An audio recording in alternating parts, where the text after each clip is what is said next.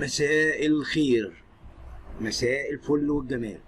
بالنسبة للبني آدم المحترم اللي بيقول إن أنا سفيه وضعيف في اللغة العربية، عادي. هو بيقول عليا إن أنا عجلاتي، عادي.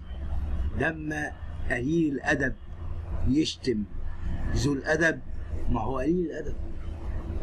لكن مش دي القصة ولا دي القضية. القصة في إنك بتحاول تحتقر مني، برضو مش هسمح لك. طبيعي أي إنسان هيحاول إن يقل أدبه أو يذم أو يقول تعليق فيه قلة أدب، مش هسمح له. هعمل لك حظر، أنت لا هتزود ولا هتنقص القناة.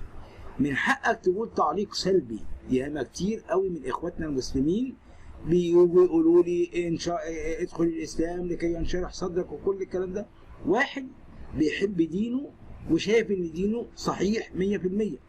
المسيحي كذلك شايف إن دينه هو صح 100%. كل واحد من حقه يقول من رؤيته إيه هو الصح، وكل واحد بيدعو بالتبشير إلى دينه بس بطريقة محترمة ولائقة وطريقة مهذبة. المسيح لما جه جمع التلاميذ وقال لهم بشروا وتلمذوا، وقال لهم ما تاخدوش معاكم لا سيف ولا أكل ولا أي حاجة، يعني روحوا، واللي ما يرضوش يعني يسمع الرسالة حتى التراب نفضوه، سيبوا كل حاجة. أنا بحب كل إخواتي مسلمين ومسيحيين، ما عنديش فرق خالص نهائي بين أي حد ممكن يقول أي تعليق سلبي. إحنا في مجتمع لازم تكون فيه الميديا منفتحة.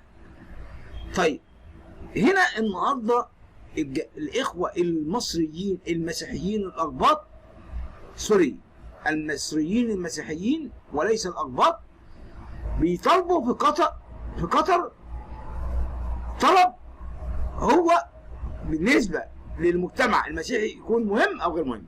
طلبوا إن يظل الأنبا بسنتي معهم بجانب أبشرية أبنوب. وجه قداسة البابا رسالة خاصة لكل أسقف من الأساقفة العشر الجدد اللي تمت صيامتهم اليوم بيد قداسته بقدرائية ميلاد المسيح بالعاصمة الإدارية الجديدة بمشاركة أكثر من 100 من أعضاء المجمع المقدس. وقال قداسة البابا في رسالته لنيافة الأنبا بسنتي أسقف أبنوب والفتح وأسيوط الجديدة: أشكر نيافة الأنبا أرسنجس أسقف الوادي الجديد والواحات، والذي راعى الإبراشية منذ رحيل أسقفها المبارك المتنيح الأنبا لوكاس. وقال أشكر أيضا نيافة الأنبا أغابيوس أسقف ورئيس دير الأنبا بشوي الذي زكى أحد أبنائه. وأيضا أشكر نيافة الأنبا يوليوس المشرف على كنائس الخليج، حيث أنه يشرف على كنائس قطر. وكان نيافة الأنبا بسنتي يخدم خدمة مباركة لمدة 22 سنة في قطر، ولم تأتي شكوى واحدة طوال هذه الخدمة، فكانت خدمته ناجحة جدا. والأقباط المقيمون في الدوحة في قطر تكلموا معنا كثيرا بخصوص أن يظل معهم، وفعلوا كل التوسلات، ثم طلبوا أن تكون قطر مع أبنوب. لكن الكنيسة في قطر هي كنيسة مباركة، ونيافة الأنبا بسنتي تميز بعلاقاته الطيبة والرائعة جدا مع كل المسؤولين في قطر.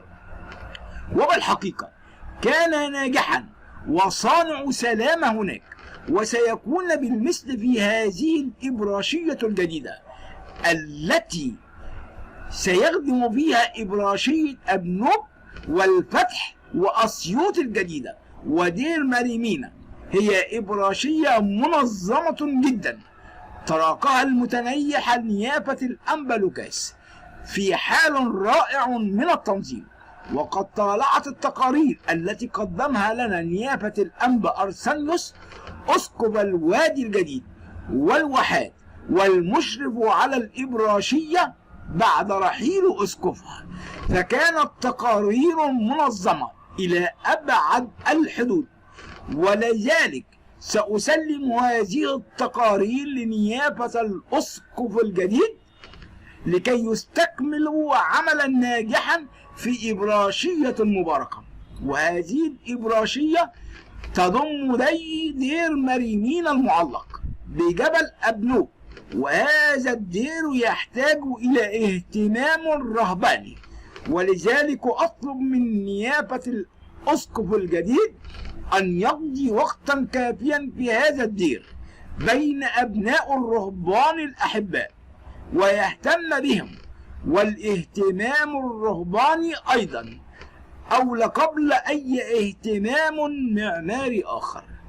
الحقيقة هذا الطلب لابد من رعايته، ولابد من أخذ الاعتبار من حق كل إبراشية أن تطلب الأسقف الذي تراه أنه في مصلحتها.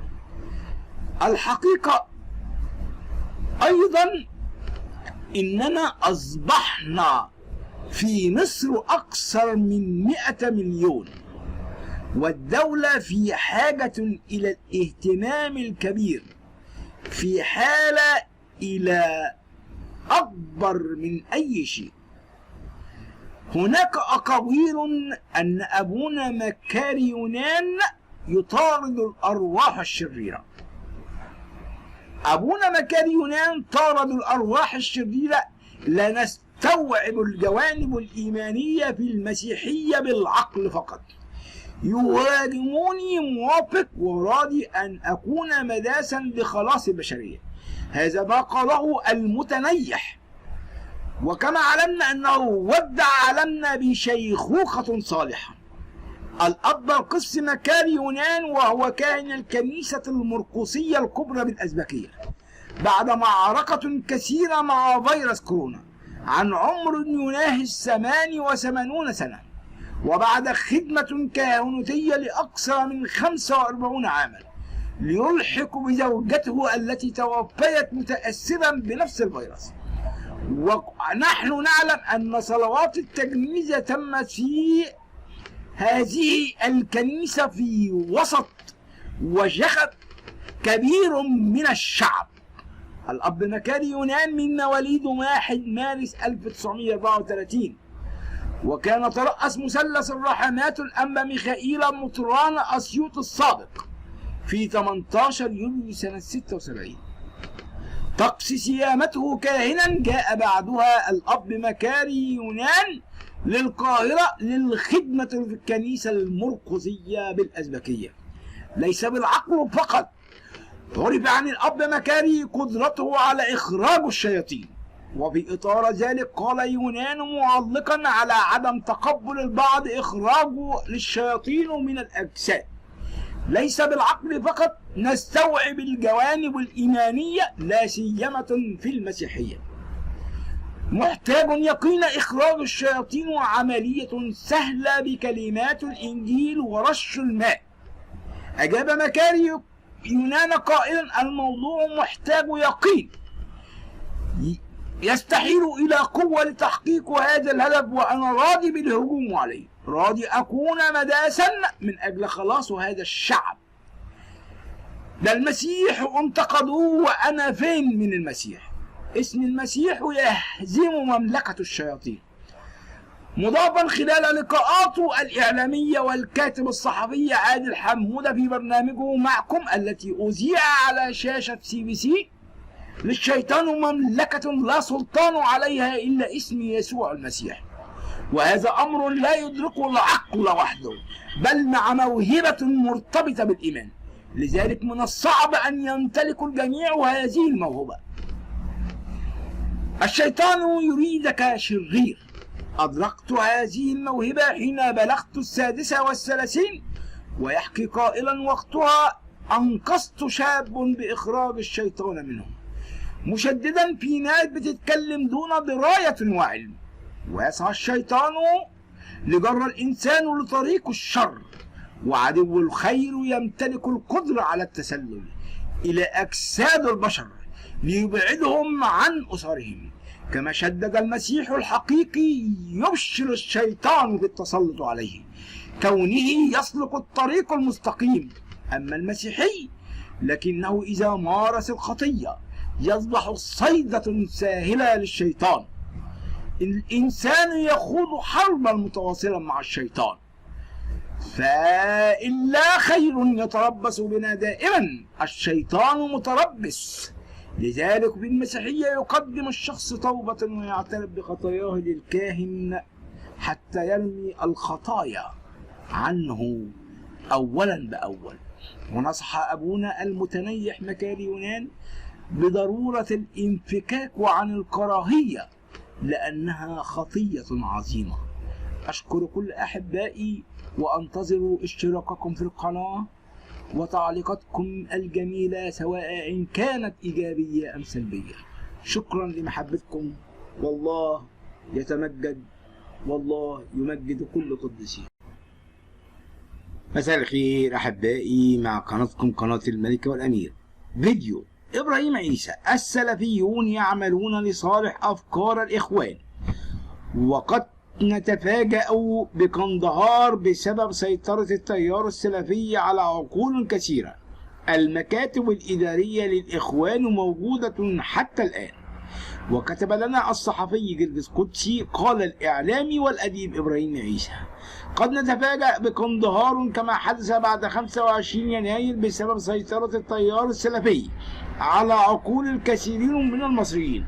وذكر عيسى خلال تقديم برنامج حديث القاهرة المذاع عبر فضائية القاهرة والناس بجمعة قندهار التي شارك فيها أنصار التيار الإسلامي في مصر يوم الجمعة 29 يوليو 2011، وكانت بدعوة من الدعوة السلفية وجماعة الإخوان المسلمون والجبهة السلفية والجماعة الإسلامية وباقي التيارات الإسلامية ليقولوا أن هوية.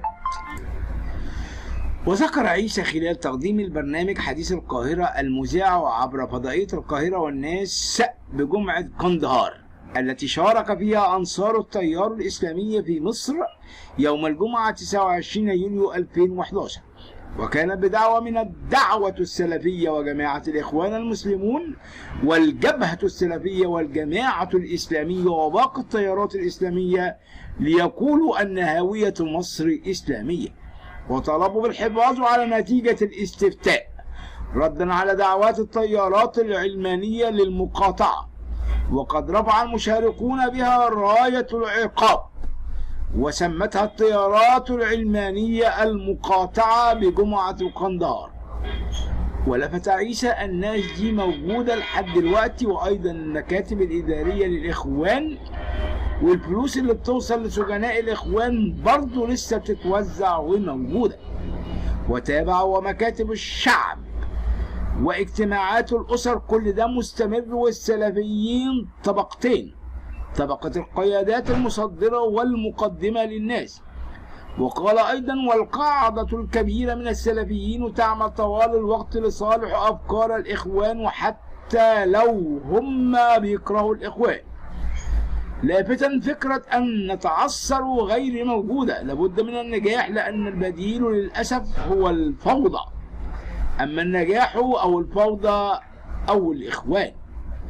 وتابع: مهمة الدولة أنها تعرف أن النجاح بين ولينا ومع بعض كلنا، حتى المعارضة مصلحتها في النجاح أقوى من مصلحة الدولة نفسها. مشيرا: رصدنا نجاحات كبيرة للدولة في مجالات كثيرة، لكن من الضروري أن تنجح في الاقتصاد والسياسة والحضارة. وواصل أيضا وتنجح في تقديم مصر الدولة المدنية الديمقراطية الحديثة النموذج لكل الشعوب العربية ولكل دول العالم الثالث وللجنوب الإنساني كله. وشدد الداعي للتحفظ الأمني بخصوص الإفراج عن سجناء الرأي، موضحا: العفو ليس لهن ولكنهم لأن أيديهم تلوثت بالدماء. وقال عيسى: من الضروري أن تبتعد الأجهزة الأمنية عن قوائم العفو. وكشف عن أن جماعة الإخوان الإرهابية تبث معلومات مغلوطة للإعلام الغربي عن مصر، وإن العفو الدولية طلبت أجهزة الأمن بالابتعاد عن قرارات العفو. وهذا ما قالوا إبراهيم عيسى وعن أحوال مصر وما تمر به مصر من مخاطر من الجماعات الإرهابية. شكرا لكم أحبائي وأعزائي. وأما بالنسبة للشخص الذي يمدح بي ويقول أنني أنظر إلى الإسلام لكي يشرح صدري، أقول له: أنت مشترك جميل وفاضل، ولكن دع نفسك لنفسك. أنت ترى دينك حق وأنا أرى أن ديني حق. لكم دينكم ولنا ديننا، ولنا ربنا يسوع المسيح. إلى هنا. شكرا أحبائي وأعزائي، ولكم مني كل الحب والتقدير، وسلام الرب يسوع المسيح يكون معكم. آمين.